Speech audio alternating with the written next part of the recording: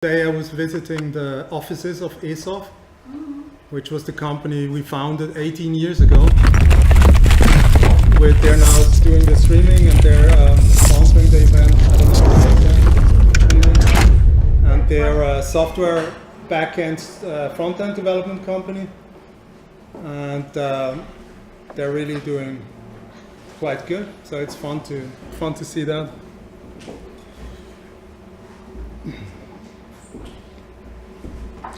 And if the technology doesn't work, I'm sorry about it. My laptop's probably going to break down. The power supply is not good. So we're just going to have to do it verbally, mainly.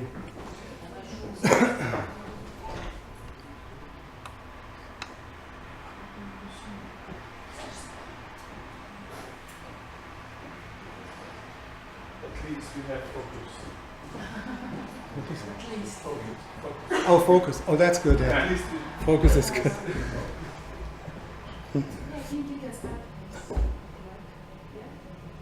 You good? Okay, good. Hello. Thanks for coming. Always a pleasure. I have to push myself up a little bit now, because I have to entertain you, I guess. Yeah, you don't want to sit here for an hour just boring. Usually I talk about the old works, like a highlight reel of the best of and the key works and blah blah. I've done it literally 200 times. I don't want to do it anymore. That's why I don't do it. And I don't have that much respect anymore for artists who still do the same fucking presentations over and over and over.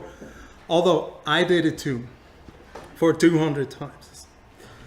So, yes, it's true. So we're going to talk about, the framework is binary primitivism, although I cannot explain you exactly what this means or what it is, because it's in definition. As I told you yesterday, I found this term when I was writing a lecture for the Truth Tellers Conference in Berlin, and after holding the lecture, I reread it. I usually edit the lectures and then I put them online so people can read them or whatever, or Google at least knows what it is. And I found this word binary primitivism. When I wrote it, I didn't think about it. I just wrote it, and I Googled it, and there was 0 hits. That's never happened to me for anything before, 0. So I thought, okay, that's good. I'm gonna run with that. And then I tried to fill it up with content or with context, but I did not really succeed. So I had to hold a keynote at Transmediale a year ago, or half a year ago, and I was completely desperate. 2 days before, I didn't know what to talk about. So I talked about the process of not knowing, and I turned it into like a lecture performance. Something like for entertainment. So I played some Miley Cyrus videos and I showed some visuals I'm going to show you as well. So basically, but what we are doing now is we are trying to reposition ourselves beyond action. Ubermorgen was or is well known for their actionism. It comes from Viennese actionism. You might know this art movement. If you don't, look it up. Really cool, 60s stuff, extreme, radical stuff. So we did spectacular projects, as you mentioned, Vote Auction or Google Will Eat Itself. But we needed to position ourselves differently. I believe that as an artist, you have to be like Madonna. You have to reinvent yourself constantly. I find nothing, and this is important, especially to talk about in an art academy. You have to take the risk. You cannot repeat yourself for the end of your life. Even if you are more successful with doing that than the other way. I don't like it. If you want to do it, it's fine. You can be really successful with it. But for me, it's not satisfying. So we had to reposition ourselves differently. So brand-wise, but also internally, also production-wise. Our production processes. How do we work? What do we want? What are the interests? We're operating only under the premises of research, of our curiosity. That's all that's important to us. Everything else is secondary afterwards. Huh? So, but then I'm a real skeptic. Huh? Used to be an agnostic, now I'm an atheist. I was completely defying any definition of truth, for example. But as it turns out, for me, there is some kind of truth. And this truth is pure and simple, repeatable, verifiable patterns. Yeah, we call these truths laws or rules. So, simultaneously, such patterns can appear as ephemeral, aesthetic, and delusional. For us, binary primitivism is, in a way, creating a state of insecurity, filling the void and creating a bubble between on and off, or between 0 and 1. Sounds a bit cheap, I know, but as I told you, it's not developed further, fully. One of the things we have done over the last 12 or 16 months, I'll show you some headlines, is create a series of press releases. So we just take stuff that interests us, some texts, fragments or something, we put that in, and then we take aesthetic material, visual material, and we put it together, we mix it up, we streamline it a bit, and we publish it. I'll talk about it a little bit later. So the first project, I'm just briefly going to talk because it's here, is the kill list. Everybody's fine so far with my speaking? Like the speed, is it okay? I can speak slower or clearer? It's okay. Good. You ask questions if you don't understand. I do that all the time. Just interrupt. So the kill list was founded in, or was produced for the first time in 2015. It's basically a list that has been compiled as a reaction to the fast rising inequality in the distribution of wealth. This is not an art project. It's wrong to show it here, basically. Yeah, but what do you want to do? You're an artist. What do you want to do? Everything you do turns into art. You can't do anything else. It's a dilemma and a tragedy of your function as an artist in society. Even if you want to position, and a lot of artists do the other way around. They're trying to be these political artists, which is ridiculous. Huh? It's fuck off. Go do politics. Go do something else, but don't abuse topics or other people for your own benefit. That's how I see it, at least. So this is not an art project, and we don't do political artworks. It's not computing at all for me as well. But still, it's an aesthetic piece, so it works. You can project anything you want into it, it's fine. Huh? This project is super personal. Absolutely, relatively directly personal. All our projects are personal, but this one there is not a lot of filter between. Huh? It's almost deadly serious. So the premises is there are quite some people that need to be killed. Huh? Whole families that need to be killed. And at the same time, we know that this is not a solution. It's not. Yeah, we talked about it yesterday quite intensely, and we said it's hard. I mean, imagine you have to execute Donald Trump, and he has to be executed. There is no doubt about it. I mean, you would have no, but that's the problem of the death list. If you execute Donald Trump, you have to execute Pence. You have to execute all the other idiots that are in line, because you have to go about. I don't know how deep you have to go at the moment in the U.S. Until you come to a point where you could change something, but you can't. It's just fictional. Yeah? I think Ulrike Meinhof from the RAF, the Rote Armee Fraktion from Germany, the terrorist organization, her early writings are really, really on point on this. She argues from a very personal point of view. She argues for the revolution from a point of view, from a female point of view, from a women's worker point of view, from the cleaning lady, from the kindergarten teacher, from the factory worker. But she does it emotionally. She doesn't intellectualize something that cannot and should not be intellectualized. Later on, RAF turned into this mega hyper intellectual thing, which is usually a male thing, to kind of transcend it so to try to control things. Yeah.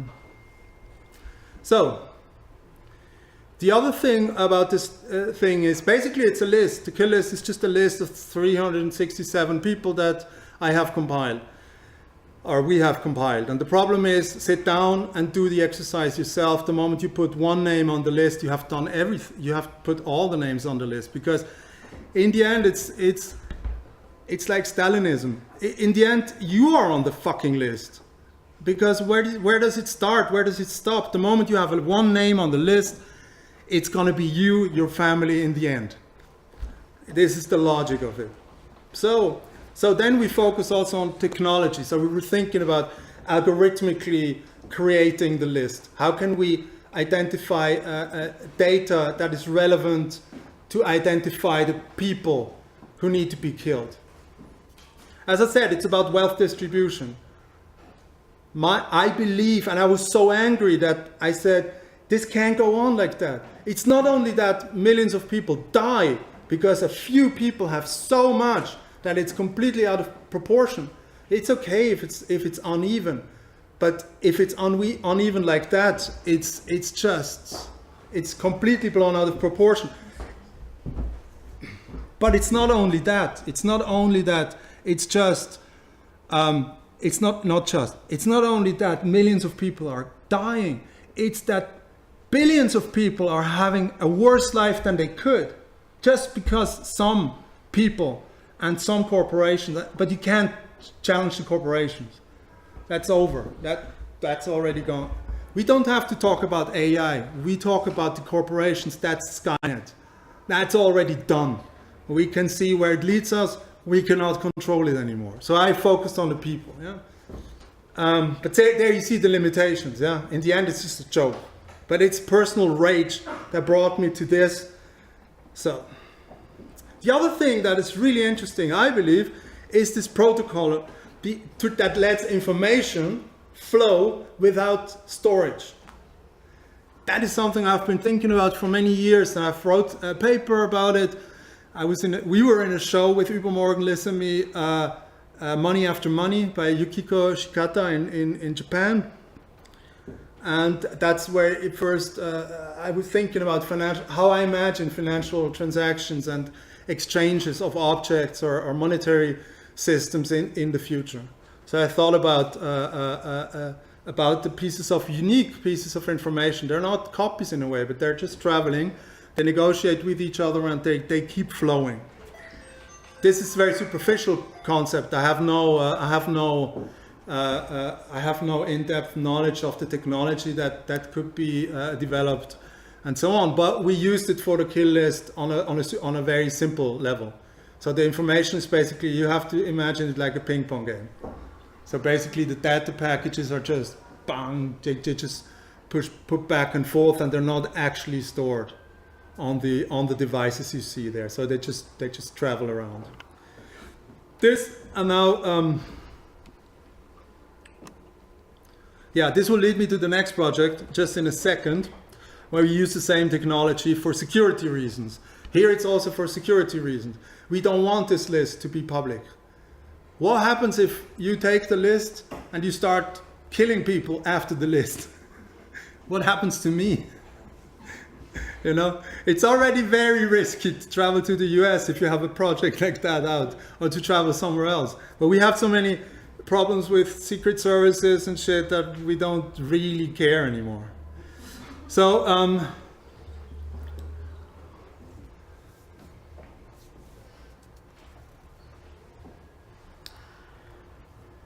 after all, to say it again, yeah? That this project is only about desperation.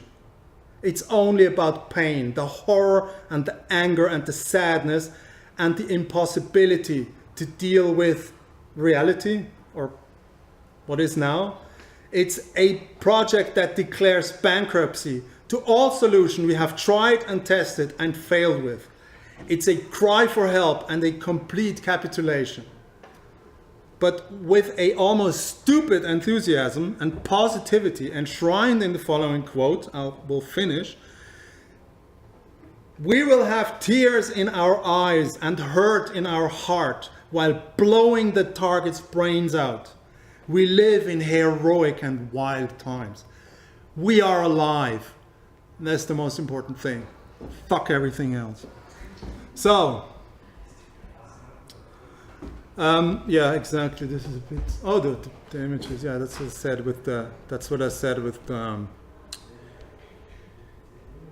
the technical stuff. It's gonna go away and come and go away over and over again. So just show you quickly. So these are targets. I think this is the guy from the Glock Corporation, one of the biggest manufacturers of handguns. Every week people get killed by teenagers, get killed, and kids in the US. And they're very aggressive in Austria. They don't like if you fuck around with them. This is the killer's statement. You can read it online. This is one another person that is on the list. So, okay. The next project is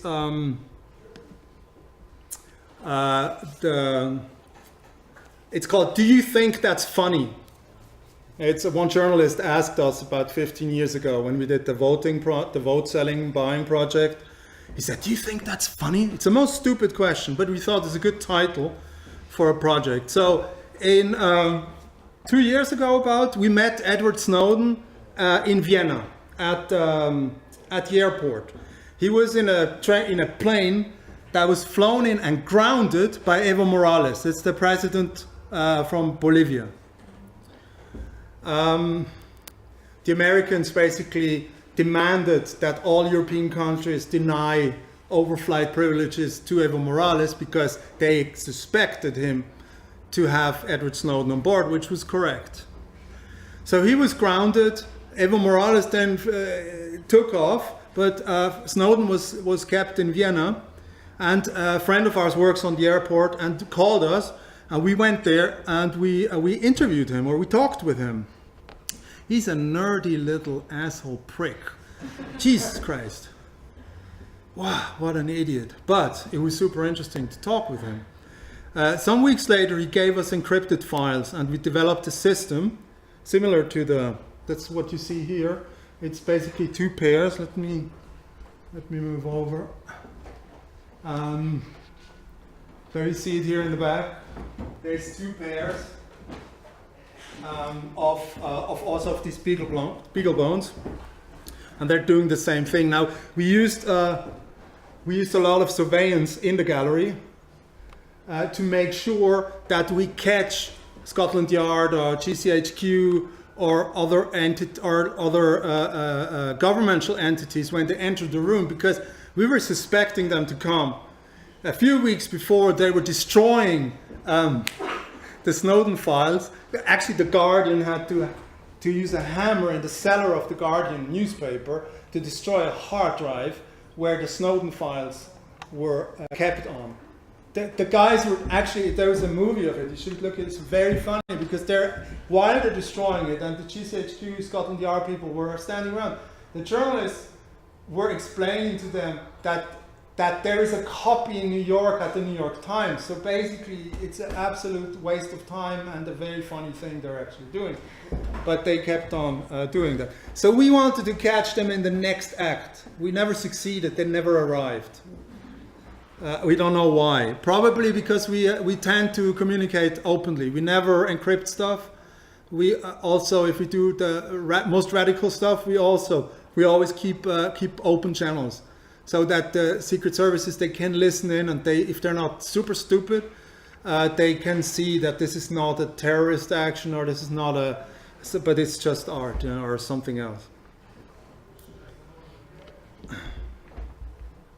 There is actually a publication online with the interview. It's very, very funny to read, especially because he was not saying a lot. So we were mainly talking. So like long Ubermorgen parts and then some 2 lines of the nerdy prick. Yes, a lot of them were deleted. Yes, right, you read it. Exactly. Yeah, he requested a lot of stuff to be deleted after, because he was in such a difficult situation. They actually flew him back to Russia then. And it was weird. When we were there, suddenly there were people coming in, Russian speaking, Austrian secret police, I don't know, Cobra, that's a special unit, special anti-terror police. It was weird. And suddenly we had to leave, and he disappeared. And he only, some weeks later, he gave us, he contacted us. So the next project I would quickly, I'm building up to the binary primitivism, which will be an absolute anticlimax. And so enjoy now also, because you're not going to get it better. The next one is called Asylum Defense Agency. I'd like to show it. It's a bit older. It's about 6 years old, from 2011. We were commissioned to a installation with minimal budget, but in a government facility, and we created it's basically a dystopian project where it turned out that reality is much harsher than the worst imagination, because it was dealing with, as it says, it's dealing with refugees, asylum, migration, and we were just sitting down for a couple of days without doing research, just sitting down for a couple of days and trying to figure out. We wanted to write down the worst possible scenario that we could imagine, how it could turn out. Yeah, asylum centers in Africa, private companies, border patrolling, all this kind of stuff. So, but we made it as hard as we could. And then we did the research, and we found that it's worse. It's much worse. we didn't know. It's fucking horrible. So what we did is we combined. It's a hybrid between the Ministry of Interior's Refugee and Asylum Department and the Military Defense Intelligence Agency. Yeah, we just put it together. Can we quickly? I don't know what the problem is. I want to show the images.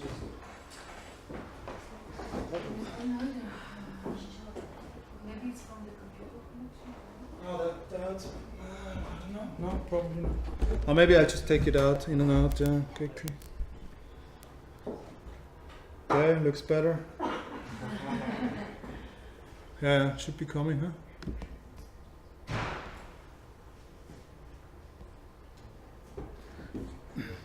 Yeah, there we go. Thank you.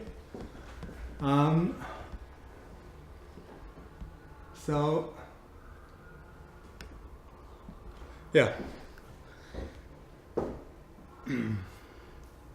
So basically we're dealing with, it was before the 2015-16 crisis. I don't know how you experienced that in Bulgaria.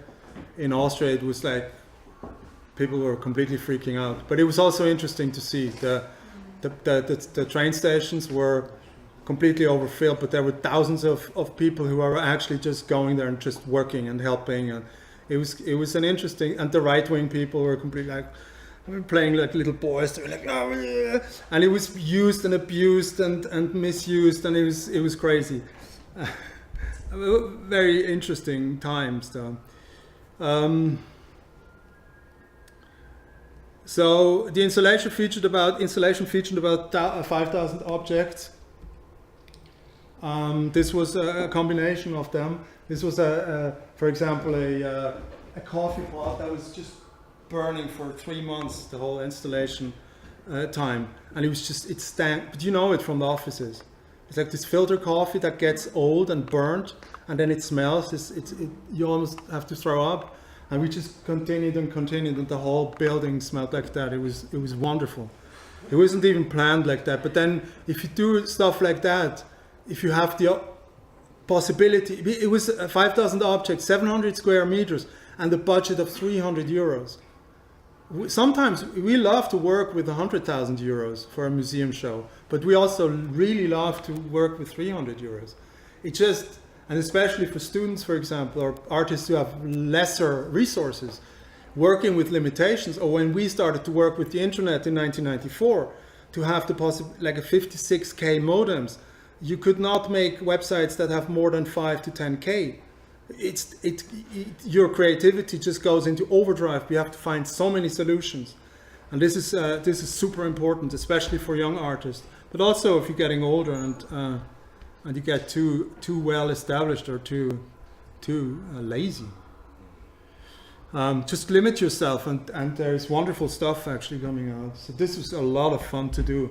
We were basically, now the installation was not just, we would not just put stuff in, we would prepare stuff, so we would get all these materials, and then we were 2 weeks in or 3 weeks in the installation, and we were every day, we went to the office 9 o'clock and we left at 5 o'clock. And during that time we were researching, but we were also role playing. But it wasn't a performance for the audience. It was for us to get into the feeling, to get into this office groove, to get into this every day dealing with refugees and with statistics and death lists and problems and political problems. And we would discuss it, and we would do a lot of stamping and shit like that. It was really important to kind of sculpt the whole thing then over a longer period of time and create the material. And then the people who would visit, they had so many layers to look at the installation. They could either just go in and just enjoy, just say, okay, this is a very nice installation like that. I just walk through, and after 10 minutes or half an hour I leave. But then you could also embed yourself. You could sit down and you could read. And if you went further, or if you wanted to go further, you could download your own stuff, print it out, or you could even work with the material. It was all, yeah. It sounds a bit hippie, but it was actually really, really good.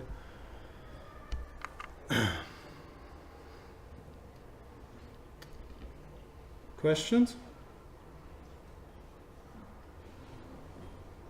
No, I'm so good. How did you get the data? Like you were talking about it, like the statistics, the name of the house. I mean, how did the process happen? We had different sources. We went online. A lot of stuff is online, but also we went to the ministry, and we just the first step in the ministry was just to photograph shit. Then we would steal stuff. So it would like posters. Maybe you see it here. We would. I didn't. Yeah, this is how we processed the stuff. That's how it looked. This was one of the rooms.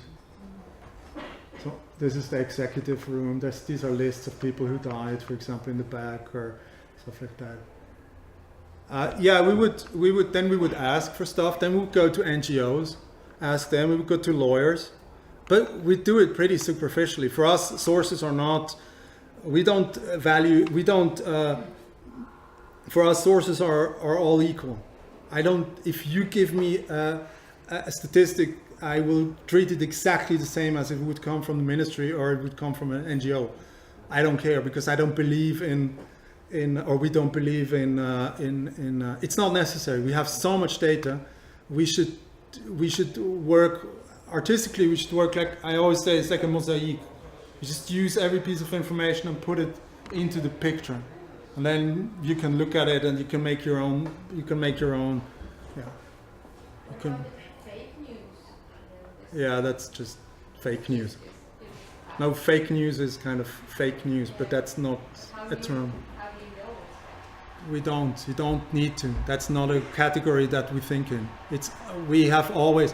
When I look back at our practice, we have done. I love Donald Trump because he's doing exactly the same thing we did 15 years ago. And he was actually doing it the same time we were doing it, just in other areas, not in politics, but in business and entertainment. This guy is a fucking genius. He's an evil motherfucker. He's like a Hitler figure. But the problem is that I'm standing here now, yeah, and telling my shit to a bunch of artists, and I do projects.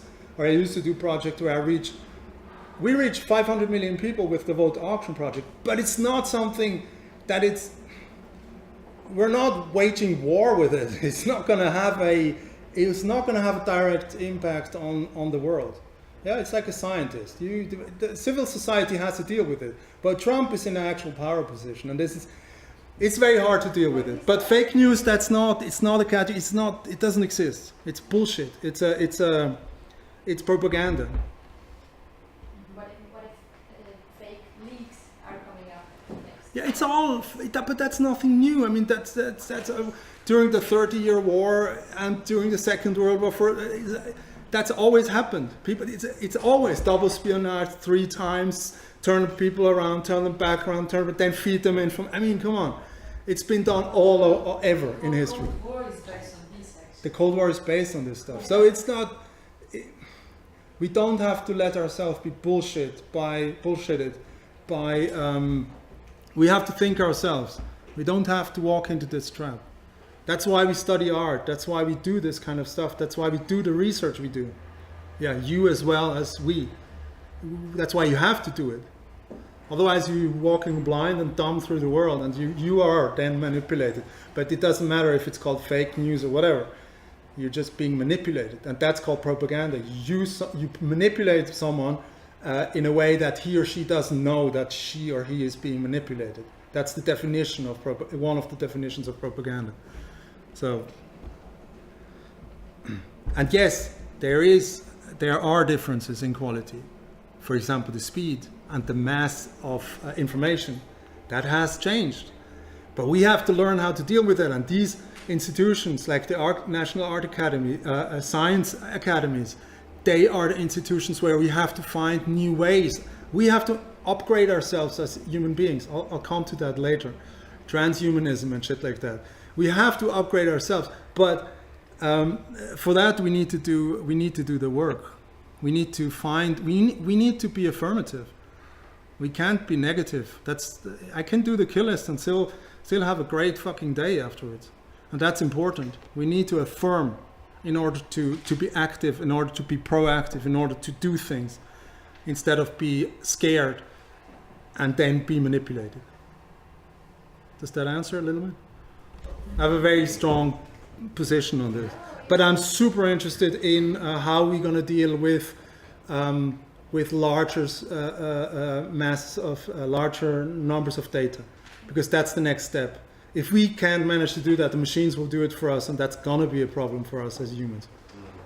Yeah, but it's okay. I mean, we have to. We'll manage, or not. Then we're extinct. That's also fine, or fewer, or more. See Matrix. So let's get to the juicy stuff. At least visually. At least visually, huh? Yeah, so like I love these details, like, you know, like the plastic gloves, and then a little family photo next to the gun. This is, by the way, a Glock, and the little flask with perfume or alcohol or whatever. So now this is binary primitivism. So I'll just read you from the manifesto, but the manifesto is basically old. It's not.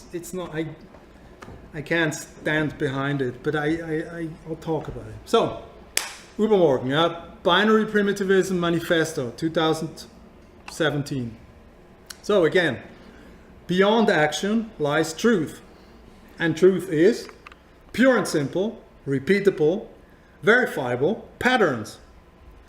Binary Primitivism, a digital art movement seeking simple representation and concurrently using isolated groups for orientation. Silicon Valley manosphere transhumanists, cow and chicken as sources and target groups. Binary primitivism aspires to an artistic return to simpler realities, and then and now simplification via selection and technology, database neighborhoods, taxonomies of groups. Today's romantic period, Neo-Biedermeier, as a reaction to the loss of shared experiences, to the 1990s and the contemporary niches. New honesty in the balkanization of truths and aesthetics. Search in the binary wilderness and in the clans and groups and communities under and behind the protocols. Ubermorgen, strong, long-term, many, reliable. So, that's it, yeah. End quote. So binary primitivism turned now into a research project into the alt-right movement.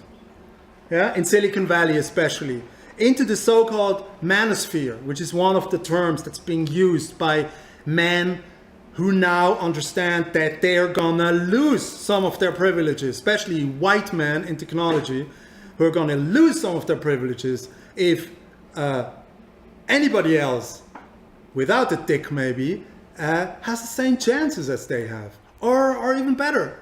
Yeah, and so many politicians that are in power just because they have a fucking dick. They would never be there if they were not a man and white. So this is something that is really interesting. But in Silicon Valley, something really particular happened. The problem is that it's also this kind of white male supremacy, huh? But it is boosted by the global domination of these people. These Asperger, autistic, nerdy men who are really insecure actually are some of the most powerful people in the world now. Huh? Yes. And this cannot be good. This cannot be good. But we don't know. Yeah, it's just a theory. It's just a theory. So they think, and they are actually right, that they rule the world and they become very, very dangerous. So think about people like Elon Musk. Fucking lunatic. Think about Peter Thiel, a straight neo-Nazi. I mean, this is out of the fucking books. Yeah? And he has his finger in everything. He's one of the most important VPs. Yeah? VCs, sorry. The Google guys, I don't know where they stand. I have no fucking idea. Or think about Mark Zuckerberg. I mean, he's going to be the next president or something of the United States. Jesus Christ. The Oculus people. I get half erection, half a heart attack at the same time. This is not good.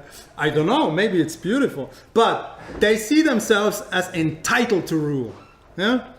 They see themselves as a own species above the others. Yeah? As a they like transhumanism as an argument. Now, transhumanism doesn't come from a right wing, left wing, whatever. It's just the concept of that someday machines and humans are going to merge, and they already have, in a way. It's always a question of perspective. I don't know enough about transhumanism. I have started to research, so I don't want to go into it. Yeah. But others, they just use it as plain old sexism, fascism, or discrimination. It's just tools. Yeah? So they just elevate themselves. And you have to listen to these people. They are extremely radical, and they are extremely in power. So they're a highly dangerous breed. And in this project, I'll show you some images here. So we're researching this group or these groups, yeah, and also in the wider context of the alt-right, like all these different groups. I mean, the old neo-Nazis, the white supremacy people. There is so much now coming from the underground to the overground.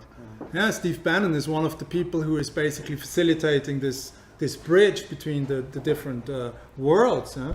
And now it's all right to be a neo-Nazi in the US. It's absolutely okay. It has always been. You have to, in Austria, it's if you wear a swastika, you go to prison in the end. And in the US, it is allowed because they're completely, and this is also something we should think and talk about. And I used to be a complete free speech agent. I'm not anymore. I don't see it. Yeah, but it's important to discuss it, especially in places like an art academy. We need this discourse. If you do lectures like that, as well as copyright, for example, and all these kind of very, very important cultural dialogues that we just need to follow through. So, what we intend to do right now is, we do the research. We don't know what's going to come out. One thing I want to do is combine it with a porn project we're currently starting up. It's initialized by the latest trend in the porn industry. It's called hypnoporn. I don't know if you have seen it. It's just, it's basically the super hardcore fast food of porn industry, the stuff that consumers take in when they're completely oversaturated with everything else, and they need a kick.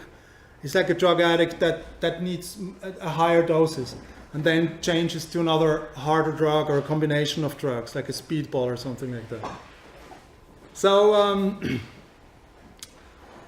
yeah, so these are the, so I'll show you some of the binary primitivism images we have used. They're actually, these images are done by a English neo-Nazi who's into heraldry, and we're also going to work with heraldry and binary primitivism. It's a super interesting field, like new heraldry. Heraldry is the business of flags and signs and stuff.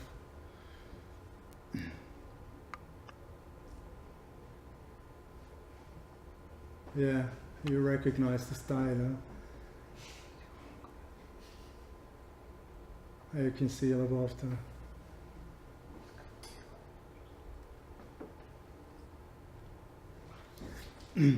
So what we did then, I'm slowly coming to an end, so don't worry.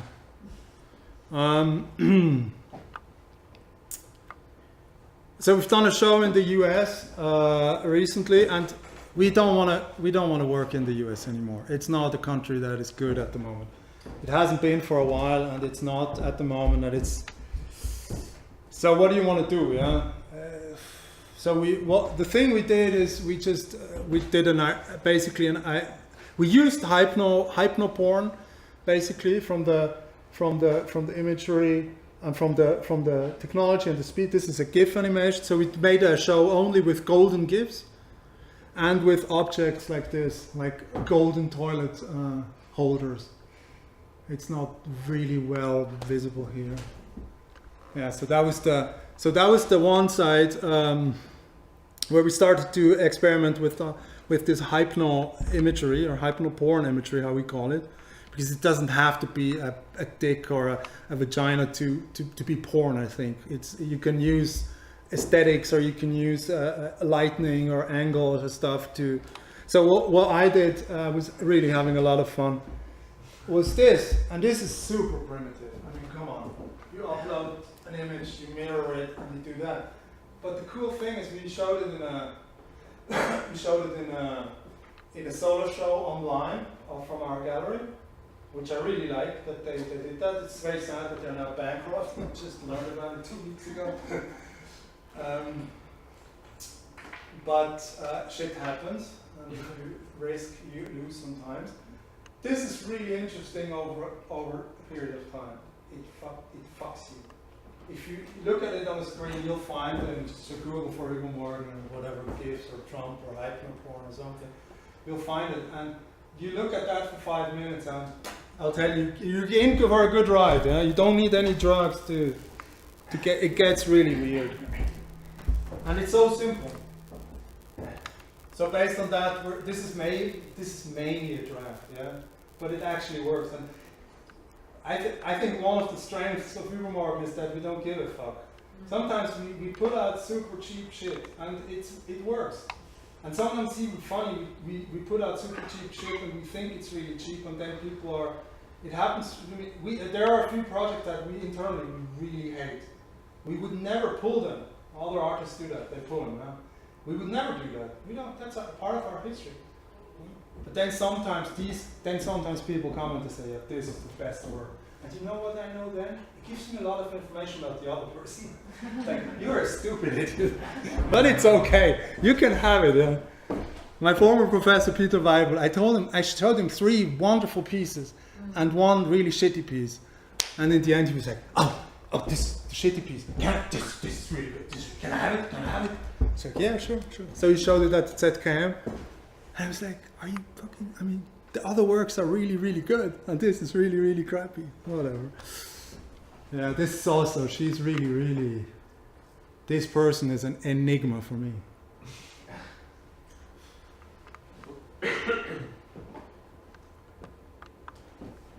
Yeah, I think we should put Sean Spicer in there and some other, or Bannon and some other, maybe, yeah, that's a good, I should make a note. That would be good. Bannon yet? Huh? You don't have Bannon yet? No, I don't. I'm lazy. So, okay. So as promised, I'm gonna show you. I'm gonna show you as a finish.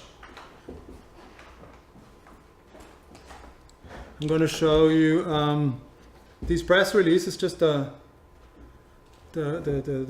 headlines. So you see the slogan is always the same, the action, truth, pure and simple, patterns and shit like that. That's the framing. It's basically a binary primitivism framing, and then we put in the stuff. And it's really cool because you can subscribe it, you can just go to our website, subscribe it. Sometimes you'll just hate it, sometimes you'll like it, sometimes it'll not, you can't do anything with it, and something, but because it's always completely different, it's not a series of similar things that if you don't like one, you're not going to like the other ones. So sometimes they get a lot of reaction. Sometimes people like they don't like or they don't understand. So.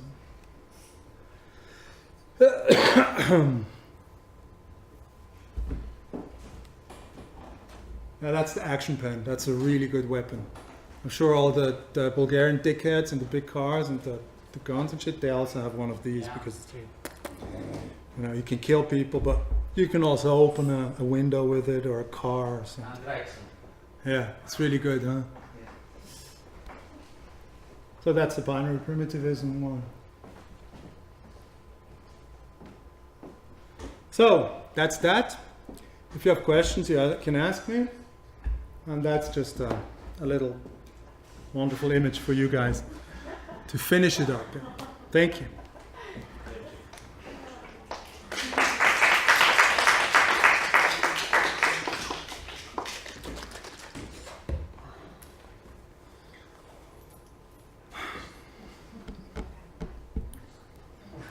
Have you worked around this project? Have you worked with people from other continents? And like, because you said I'm not dealing with US anymore. I'm concentrating with the Europe stuff, but there's coming in Africa and in Australia as well. So have you? I don't know, because it's a big thing I see here. So it could be even more with the time, but if you involve more people, because I guess you can't reach all continents. Do you mean the binary primitivism stuff? Yeah. And Because in general, we always collaborate with people in all different countries and so on. for this, But for this project, we'd work actually with two German people. Two German men, actually.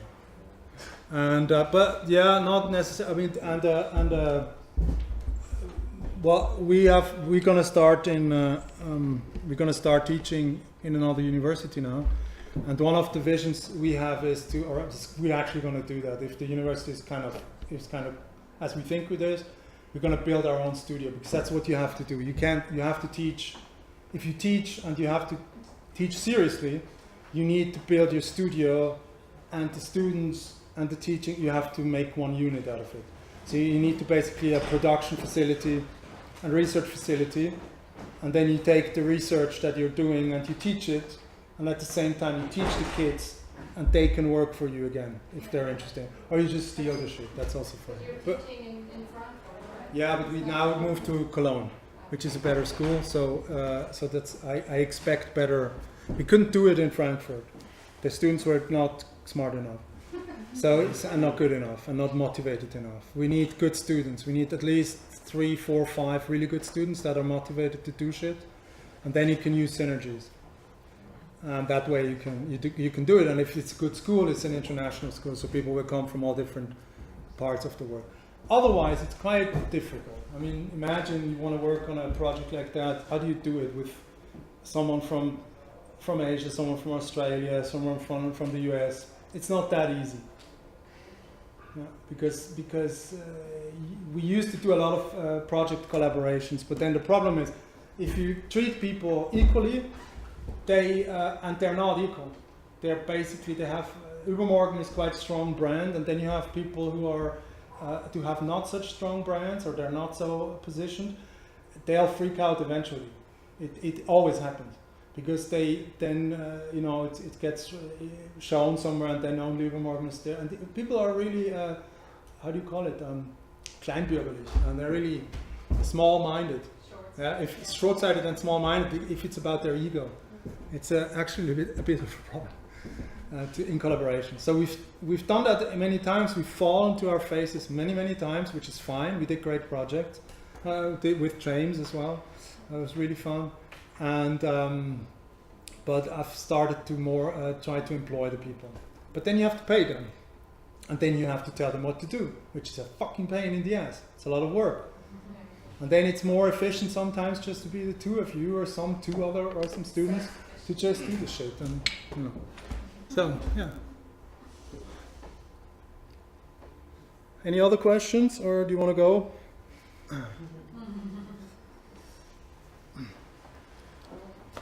Good. Let's go. Do you think the whole alt-right techno sphere,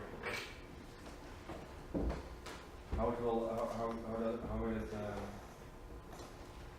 impact our internet or our communication, let's say in 10 to 15 years?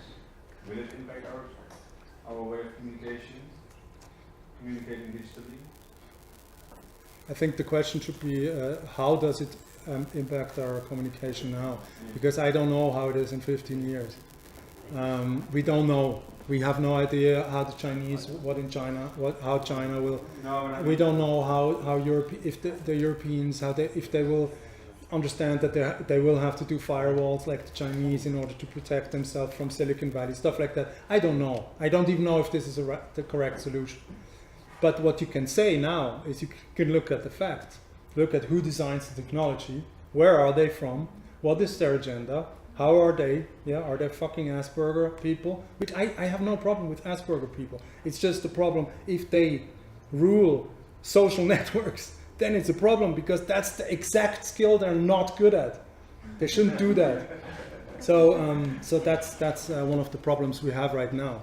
So Facebook is a disaster. It's not good. I love it.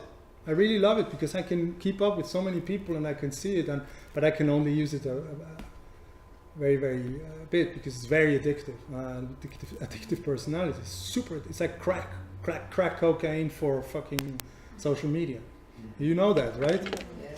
So I think it really strongly affects us in ways that we don't know. We have to think about it. We have to research it. I think your work is, you're doing stuff that goes into this direction. If you build layers on top of this basic thinking of, or not basic, if you build layers on top of the infrastructure, that's the way to go. We have to go from there. We have to go from the operating systems, the network protocols, the tubes, and then we have to look at the next level. Who decides what, where, why? And then to the next level. And only so we can, but it's a historical project, not a, we can't do it now. And not, especially not for the future, I think. Or I'm afraid.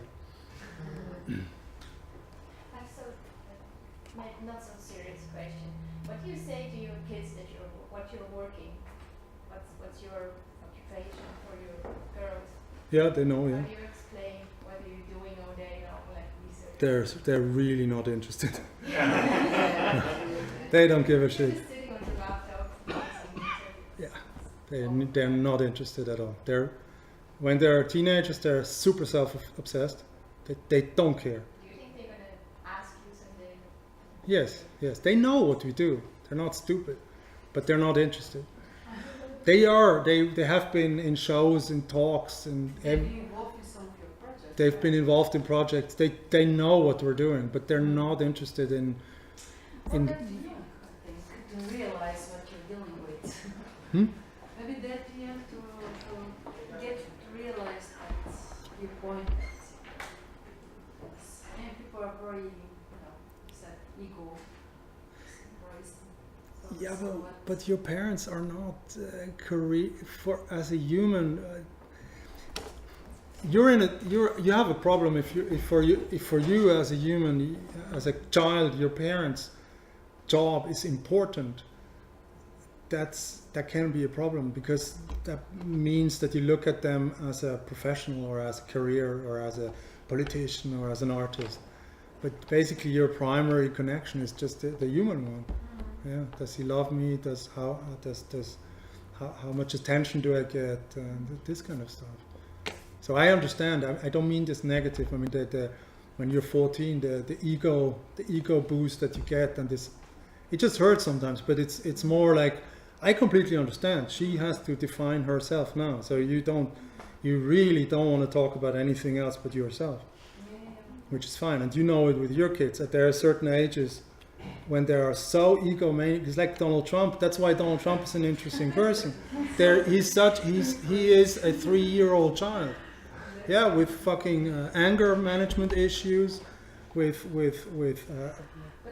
stuff like that. What Yemen made was, have you ever, or I expand this question, have you ever been afraid of what you're doing that will affect your family, or because most of your actions are pretty deep and on the edge of the law and things, you know.